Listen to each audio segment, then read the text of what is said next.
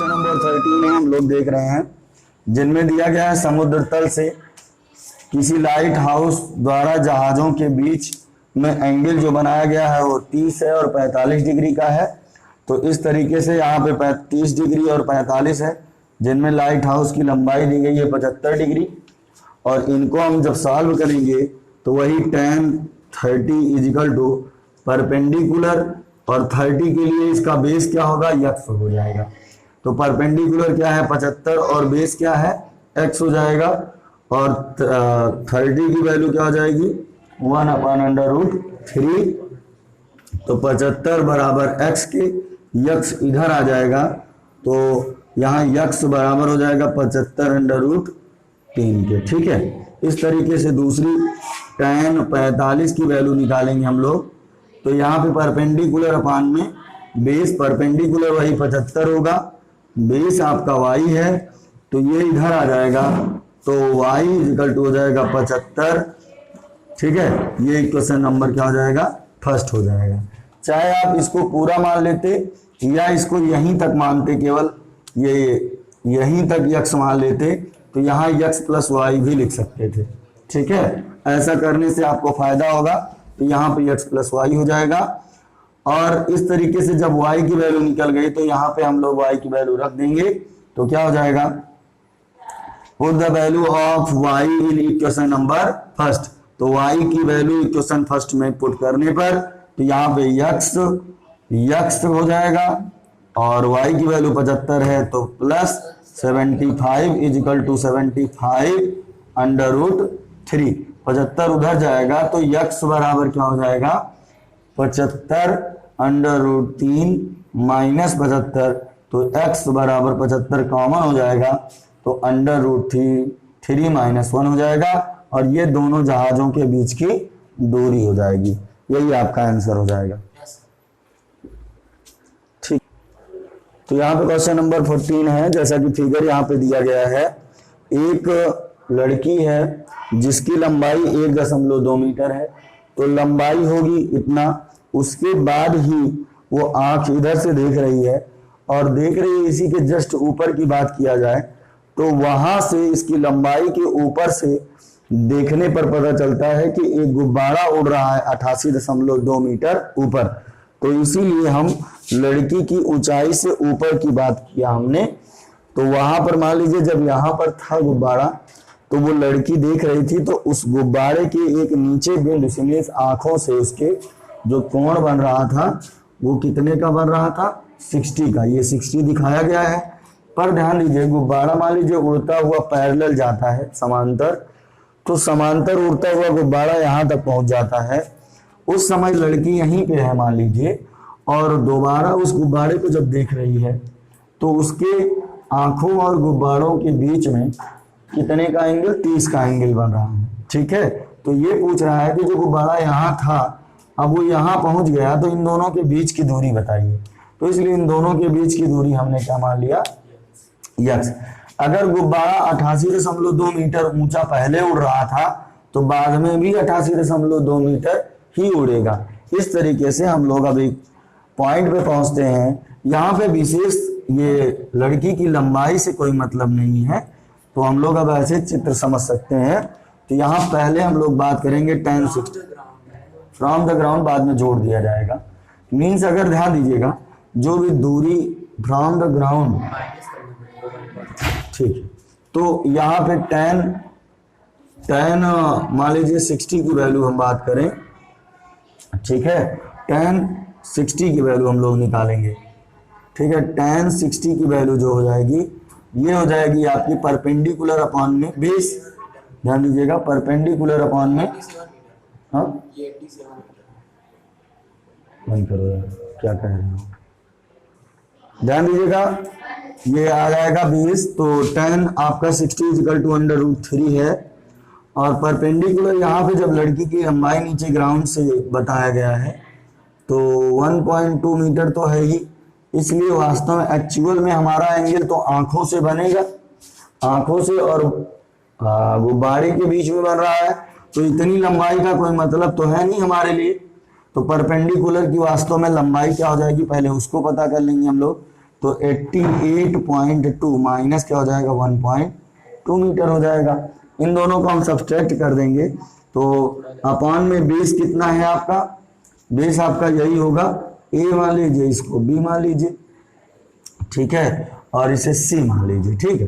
तो इस तरीके से यहाँ पे क्या हो जाएगा, ए बी इसकी दूरी हो जाएगी, यहाँ पे आ जाएगा ये A B is equal to 88 में से सब्ट्रैक्ट करिएगा तो ये क्या हो जाएगा 87 हो जाएगा, 87 अपान में क्या हो जाएगा आपका, ये हो जाएगा √3 हो जाएगा। ये क्वेश्चन नंबर आप फर्स्ट मान सकते हैं।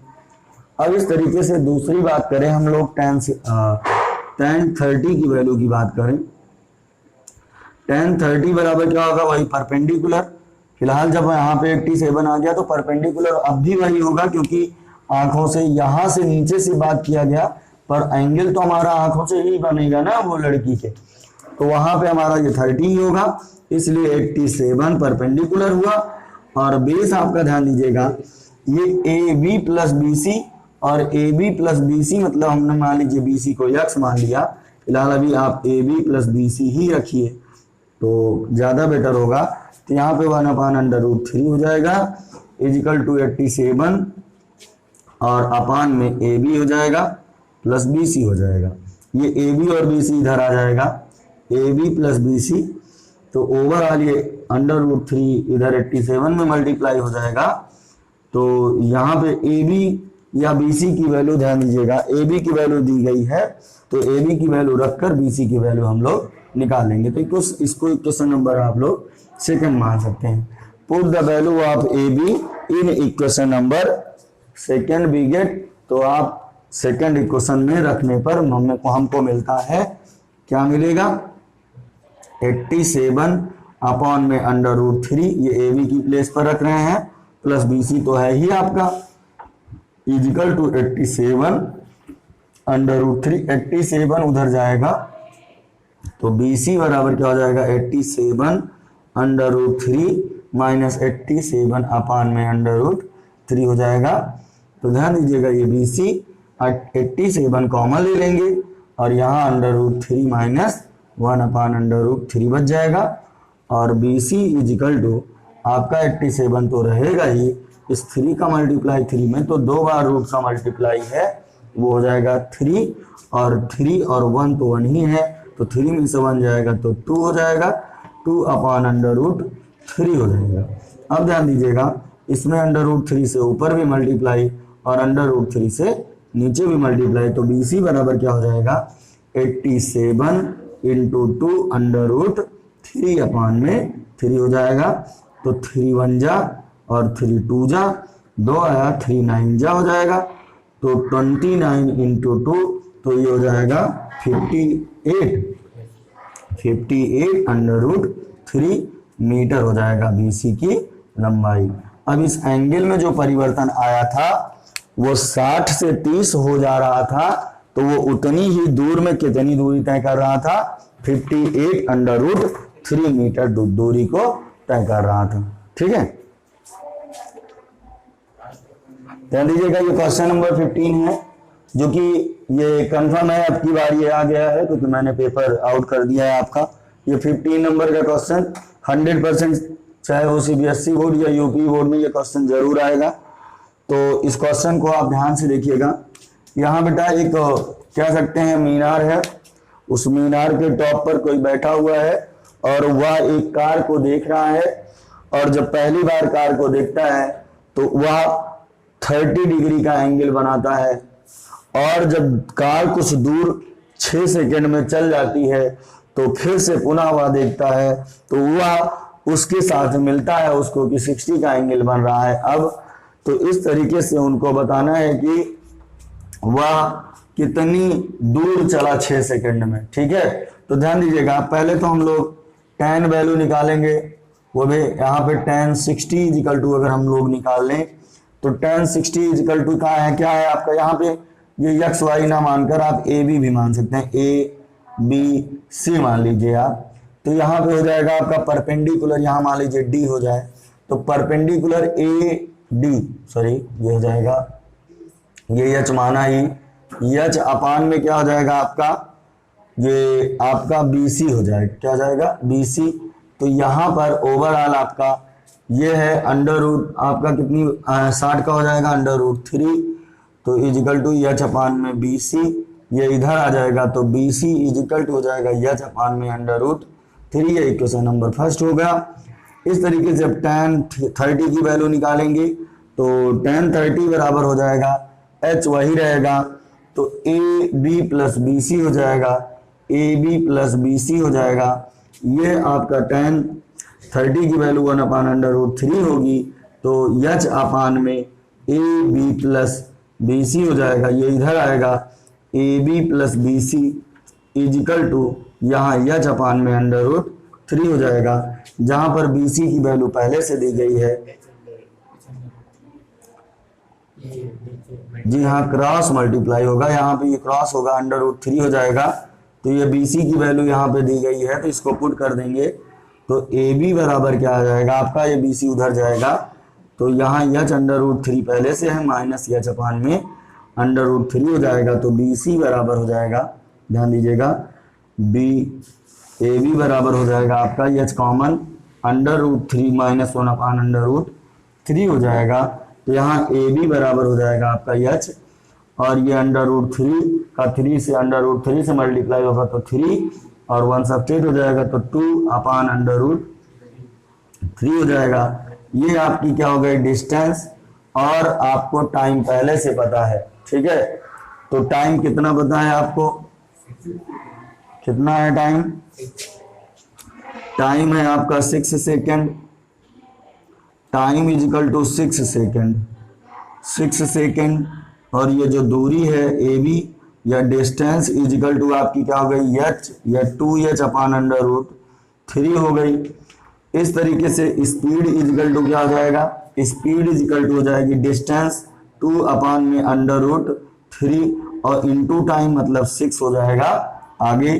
तो हमें ये पता चल गया speed is equal to distance upon time, ठीक है। डिस्टेंस अपॉन टाइम, डिस्टेंस आपका हो जाएगा यहाँ पे 2h, ये तो लिखा नहीं, ये स्पीड हो गई।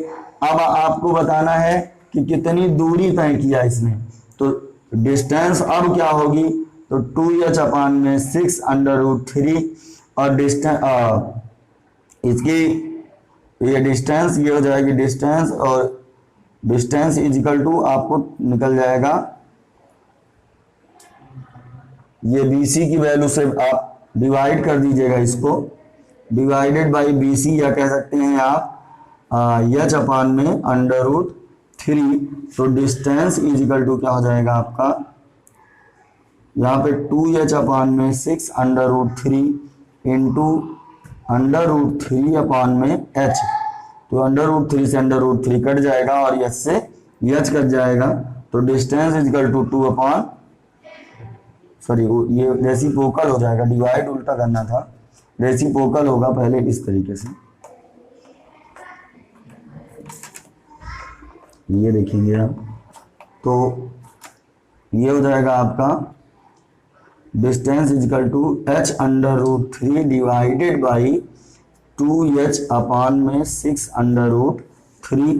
तो ये हो जाएगा आपका डिस्टेंस इजिकल टू h/√3 और इंटू 6/√3/में 2h, ये इससे h से h √3 से √3 कट गया, 2 3 जा, तो डिस्टेंस इजिकल टू 3 मीटर हो जाएगी।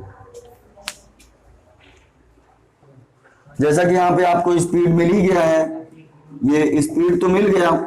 अब ध्यान दीजिएगा